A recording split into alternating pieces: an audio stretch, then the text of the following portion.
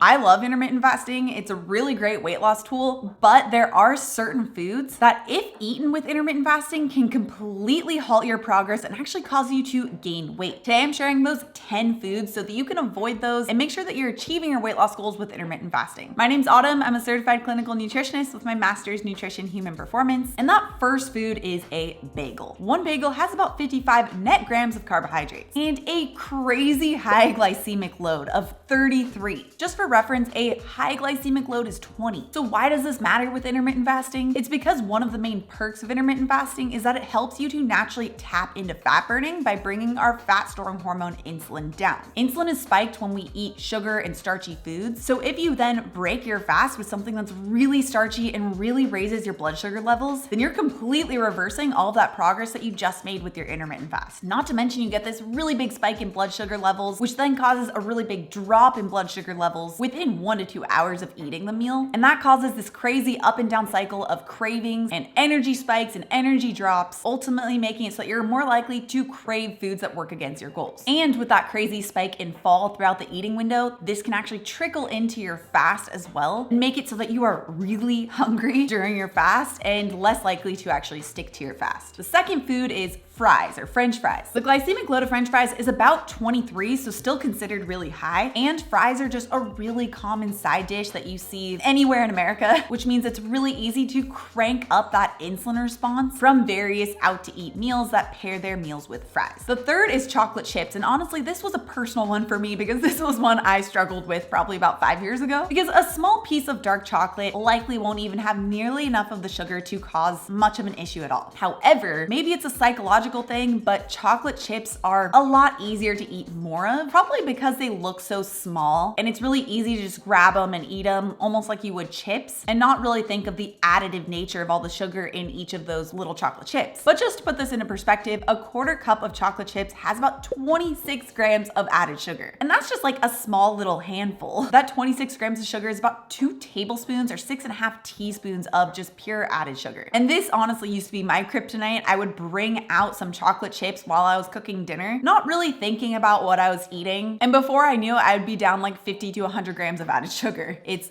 mind-blowing how quickly that can add up. Okay, the fourth food is really more of a drink, and that's fruit juice. Fruit juice is just simply not a health food item. It's not. 8 ounces of orange juice has about 26 grams of carbohydrate, with 20 of that coming just from sugar alone, and less than 1 gram coming from fiber. Now, before I get someone who's in the comments saying, "But Autumn, it's natural, so it's actually okay." All sugar is natural, unless it's an artificial sweetener. Sugar comes from sugar canes that are naturally grown, or from beets that are naturally grown, agave plants, all natural. And when you eat it in its whole form, you're going to be eating a lot less of it than you would in the extracted form of any of these food sources. And that's exactly what's happening with juice. You're removing the fiber that helps to slow down the sugar. You're also eating a lot more of that fruit than you would if you would have just been eating the whole fruit. Not to mention in fruit juice, you're drinking it, which you're able to drink it really quickly and absorb it really quickly and cause that massive spike in insulin as a result. And before we move on to number 5, I've actually created a free download with 10 intermittent fasting recipes to get you started on your journey. These are really simple and delicious meals that can be eaten during the eating window that don't include these other foods that work against your goals, in order to help support your weight loss and wellness goals with intermittent fasting. Because the eating window really matters, and what you have during your eating window can make or break your results. In fact, meals just like this have helped thousands of men and women around the world, like Ron and Corolla and Jeanette and Guylaine. And it's a totally free download that I've recently updated to include brand new recipes. So I'll have the link for the free download down in the description below. Make sure you guys check that out. It'll be a really great resource along your intermittent fasting journey. Okay, the 5th food is pasta. Now, pasta is purely made from processed flour that are much more dense in the carbohydrates than you would get in pretty much any other starchy carb. Plus, pasta is typically eaten in the evening, and this really does make a big difference when it comes to intermittent fasting. And we'll get into that in just 1 second. But 1 cup of pasta has about 37 net grams of carbs. But realistically, who eats 1 cup of cooked pasta? Nobody. If you were to get that 1 cup worth of cooked pasta at an Italian restaurant, I'm guaranteeing you wouldn't be very happy. You'd be like, where's my meal? Realistically, a 2-cup serving of cooked pasta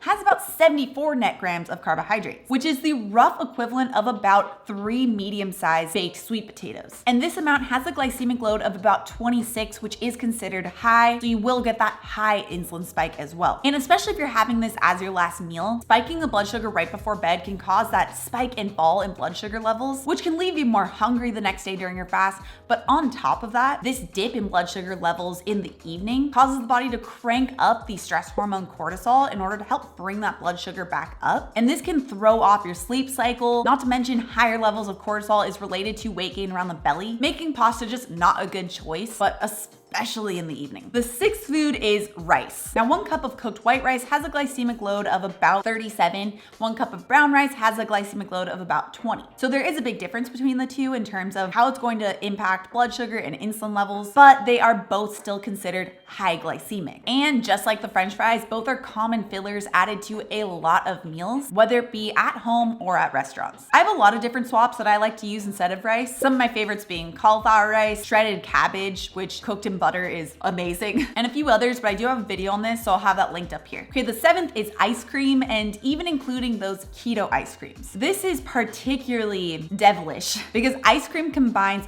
fat and sugar. This combination causes something called the bliss point in the body. And what this bliss point does is it gets you to eat beyond what your body actually needs in this addictive type of spiral. Even the keto ones, which technically don't use sugar or maybe not very much sugar, still use very sweet taste from the either artificial sweeteners or the natural zero sugar sweeteners. And that sweet taste with the fat can cause that same issue of a bliss point. And if you have hit a plateau with intermittent fasting, and if you are having ice cream or keto ice cream on a weekly basis, you may want to remove it for the time being or treat it to a true treat as a once a weekend treat item. Okay, the 8th is cheese and crackers, but specifically that combination. Cheese actually is not the problem. It's what you pair cheese with, because cheese is a really great source of protein and fat, which that combination helps to raise our satiety hormones, helps to stabilize our blood sugar levels, helps us to feel full and satisfied and prevent cravings. In fact, there's actually been a lot of research lately on full fat dairy products being inversely related to obesity, meaning it can actually be helpful from a weight loss perspective, but people usually pair cheese with crackers, which crackers have a similar issue as pasta where it's a refined flour. Even some of those gluten-free ones that use like cassava flour or tapioca starch, because it's really condensed and it's easy to eat a lot more of them without realizing what's happening. I personally like to either just eat cheese on its own, add it into a meal, or just pair it on the side of a meal to be eaten along with it. Okay, the 9th food is kids snacks. This is to all my parents out there, because kid snacks have gotten pretty bad. I mean, honestly,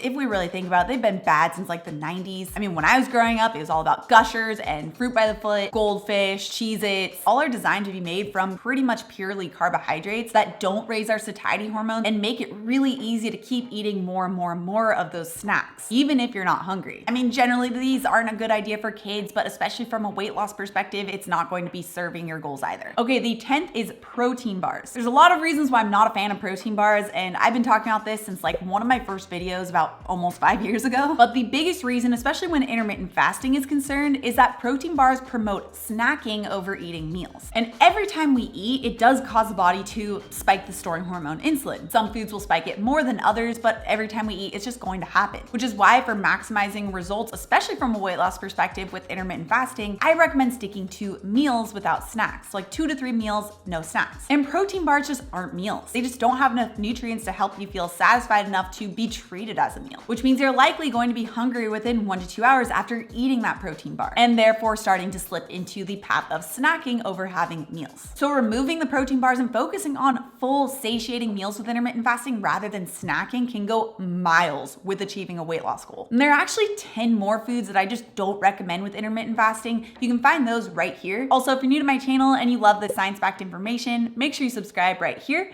Come out new videos every Tuesday and Thursday. All right, guys, thanks so much for tuning in, and I'll see you in my next video.